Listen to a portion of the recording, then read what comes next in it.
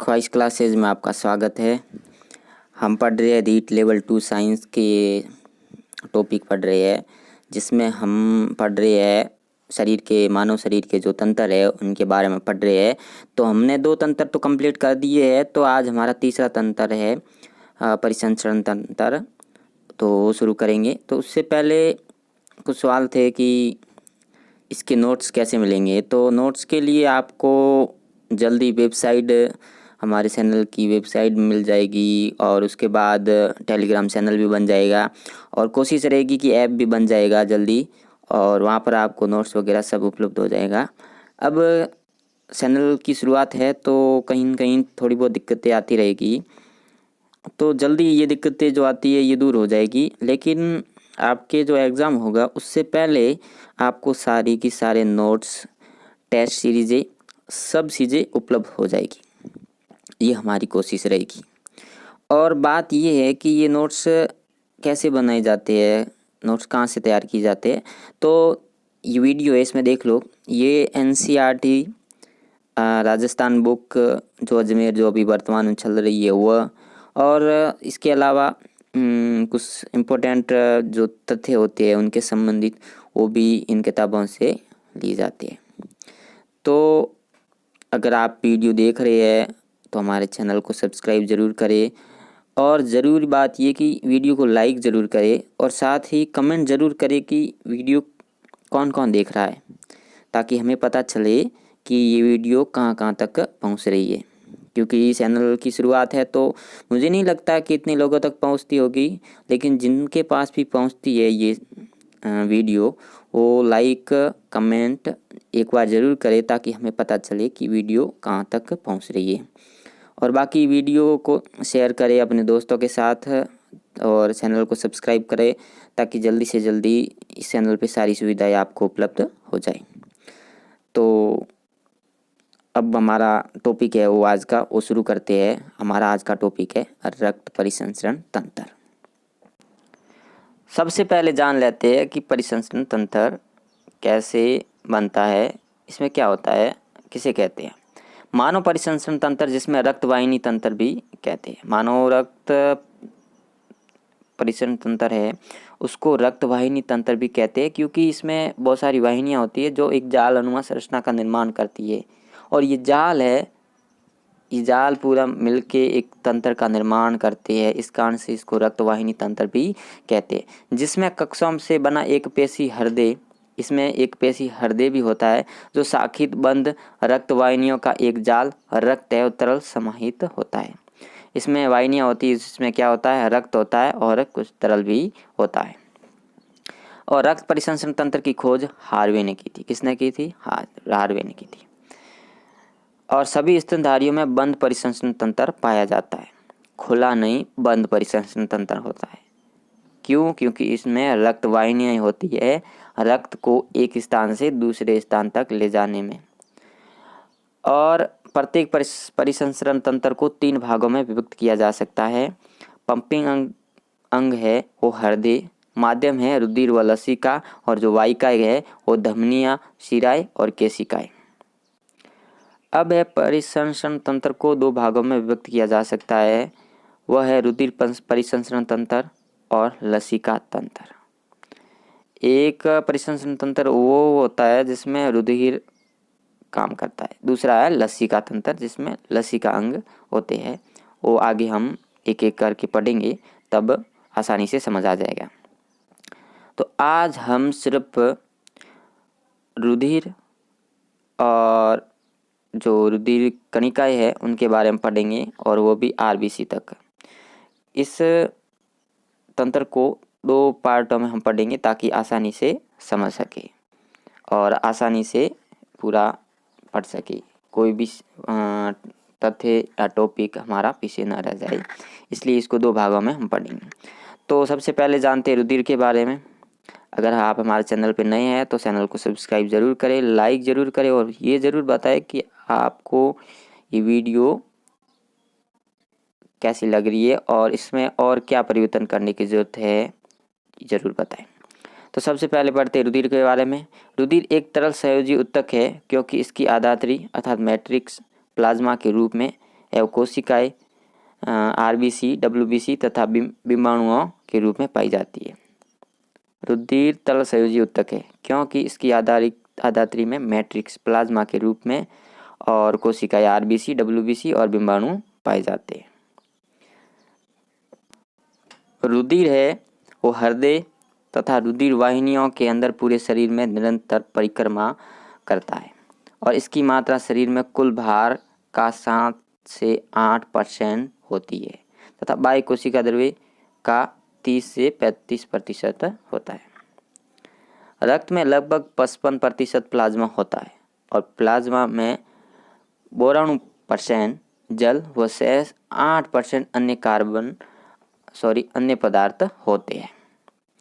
इसमें कई कार्बनिक पदार्थ जैसे ग्लूकोज है, अमीनो अम्ल है, वसा अम्ल है, ऑक्सीजन है तथा अन्य गुलित गैसें भी पाई जाती है। इसके अलावा फाइब्रिनोजन और ग्लोबुलिन और एल्बुमिन प्लाज्मा उपस्थित मुख्य प्रोटीन होती है।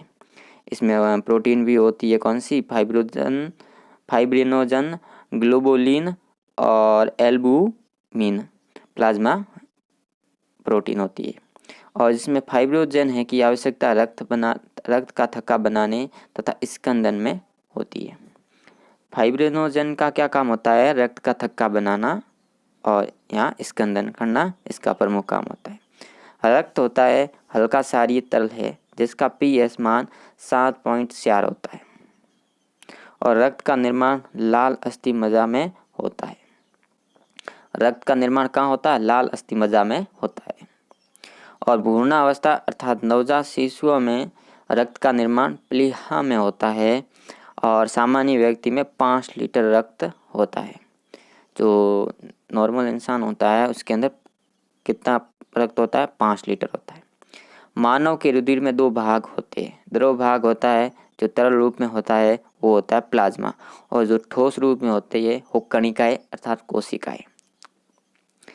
तो ये सारे इम्पोर्टेंट पॉइंट थे रक्त के संबंधित कि रक्त में क्या होता है, रक्त के अंदर कितनी प्रकार की कोशिकाएं होती है, कितनी रक्त की मनुष्य के लिए आवश्यकता होती है, रक्त का pH क्या होता है, रक्त कहाँ बनता है, ये सब था। अब जानते हैं प्लाज्मा के बारे में जो कहाँ रक्त के अंदर पाया जाता है। ये हल्का पीला साफ चिपचिपा एवं पारदर्शी तरल पदार्थ है। कैसा है? चिपचिपा पारदर्शी तरल पदार्थ होता है और इसमें अकार्बनिक क्षारीय लवणों के कारण रुधिर प्लाज्मा की प्रकृति क्षारीय होती है। इनके अंदर अकार्बनिक क्षारीय लवणों के कारण ये कैसे होते हैं? क्षारीय होते हैं। और जब हमने रक्त के इम्पोर्टेंट तथ्य पढ़े थे उसके साथ भी कुछ पढ़ी थी कि रक्त में लगभग 55% प्लाज्मा होता है और प्लाज्मा में 92% जल व शेष 8% अन्य पदार्थ होते हैं और उसके अंदर प्लाज्मा प्रोटीन भी होती है जैसे एल्बुमिन और ग्लोबुमिन और फाइब्रिन। ये 3 प्रोटीन होती है जिसका काम क्या है? जो एल्बुमिन है उसका काम है प्रासरण संतुलन और जो ग्लोबुमिन है उसका काम है शरीर की प्रतिरक्षा करना। और ये 3 प्रकार की होती है, अल्फा, बीटा और गामा। और जो फाइब्रिन है इसका काम होता है रक्त का थक्का बनाने में और जो फाइब्रिन है उसका निर्माण होता है यकृत में। कहाँ होता है? यकृत में। प्लाज्मा रुधिर को तरल रूप में बनाए रखने का कार्य करता है, इसी कारण रुधिर तरल संयोजी ऊतक कहलाता है। रुधिर है वो तरल संयोजी ऊतक क्यों कहलाता है? क्योंकि प्लाज्मा रुधिर को तरल के रूप में बनाए रखता है, इस कारण से। अब प्लाज्मा के संबंधित कुछ और इम्पोर्टेंट तथ्य है उसको भी जान लेते हैं ताकि हमारा जो कॉन्सेप्ट है वो एकदम क्लियर हो। इसमें उपस्थित हिपेरिन वाहिकाओं में जमने नहीं देता है। प्लाज्मा के अंदर हिपेरिन नामक एक पदार्थ पाया जाता है, तत्व पाया जाता है या प्रोटीन पाई जाती है जो क्या करती है? वाहिकाओं में जमने नहीं देता। किसको? प्लाज्मा को। ये रुधिर का pH बनाए रखता है और ये शरीर का ताप नियमन में सहायता करता है। कौन? प्लाज्मा। ये था प्लाज्मा। रुधिर के अंदर 2 चीज़ें पाई जाती है, ये हमने पढ़ा था। पहली प्लाज्मा, दूसरी रुधिर कणिकाएं। तो प्लाज्मा हमने पढ़ लिया। अब हमारा टॉपिक है रुधिर कणिकाएं। रुधिर का जो 40% भाग है वो रुधिर कणिकाओं से बना होता है। कितना? 40% भाग है वो रुधिर कणिकाओं से बना होता है। ये शरीर कणिकाएं 3 प्रकार की होती है। ये शरीर के अंदर जो कणिकाएं है कितने प्रकार की होती है? 3 प्रकार की होती है। और ये रुधिर कणिकाएं कौन कौन सी है वो देख लेते हैं। पहली है लाल रुधिर कणिकाएं अर्थात इरिथ्रोसाइट्स या आरबीसी या रक्ताणु। दूसरी है श्वेत रुधिर कणिकाएं या ल्यूकोसाइट्स या डब्ल्यूबीसी। और तीसरी है प्लेटलेट्स या थ्रोम्बोसाइट।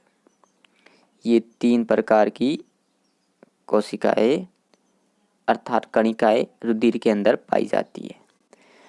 तो सबसे पहले पढ़ते हैं आरबीसी के बारे में। लाल रुधिर कणिकाएं ये कुल रक्त कोशिकाओं का 99% होती है।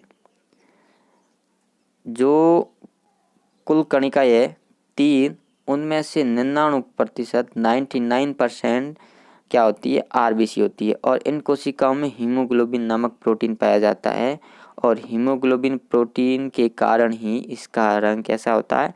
लाल होता है। एक और बात कि अगर आपको जानना है कि ये टॉपिक बुक्स में कहाँ कहाँ है, तो ये कक्षा 8वीं राजस्थान बोर्ड की बात कर रहा हूँ, 8वीं 9वीं और 10वीं, उनके अंदर ये टॉपिक है। कौन सा? रक्त परिसंचरण तंत्र। और एनसीईआरटी की बात करें तो 11th की बुक्स में है और बाकी 10वीं की बुक्स में भी है जो ये टॉपिक है। तो उन सारे को कवर करके ये नोट्स बने गए। एक बार फिर से मैं आपको बता देता हूँ। नेक्स्ट देखते हैं। ये कणिकाएं कौन सी? आरबीसी गोल तसरीनुमा और दोनों ओर से पिचकी हुई केंद्रक विहीन होती है और इसमें केंद्रक का अभाव होता है। केंद्रक विहीन होती है अर्थात इनमें केंद्रक नहीं पाया जाता है। नोट, लेकिन कुछ अपवाद है उसको देख लेते हैं। अपवादों को देखना बहुत ज़रूरी है क्योंकि आरबीसी में जो आरबीसी है उसमें क्या है कि केंद्रक का अभाव होता है अर्थात स्तनधारियों में जो भी आरबीसी है उसमें केंद्रक नहीं पाया जाता है।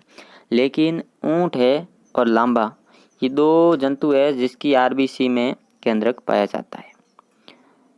यह बात है। और आरबीसी के अंदर कोशिका विभाजन नहीं होता है। आरबीसी का निर्माण अस्थि मज्जा में होता है। आरबीसी की आयु 120 दिन होती है। इम्पोर्टेंट, बहुत बार ये क्वेश्चन पूछा गया है कि आरबीसी की आयु कितनी होती है। और हीमोग्लोबिन संपूर्ण शरीर में ऑक्सीजन ले जाने का कार्य ऑक्सी हीमोग्लोबिन के रूप में करता है। आरबीसी के अंदर लौह तत्व पाया जाता है और एक स्वस्थ मनुष्य के में जो प्रति 100 मिली रक्त है उसमें लगभग 12 से 16 ग्राम हीमोग्लोबिन पाया जाता है। और आरबीसी का विनाश अर्थात मृत्यु प्लीहा में होती है जिसको आरबीसी का कब्रिस्तान भी कहा जाता है। अब है आरबीसी के कार्य। लाल रक्त कणिकाओं के काम क्या है? कार्य क्या है? ऑक्सीजन का शरीर की प्रत्येक कोशिका तक परिवहन करना, भोजन का परिवहन करना, शरीर का तापमान निश्चित बनाए रखना।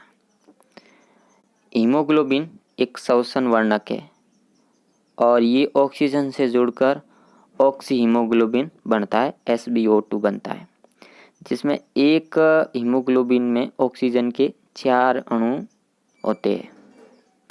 हीम एक रंजक है और ग्लोबिन एक प्रोटीन है। रंजक है जो 4% होता है, प्रोटीन 96% होती है।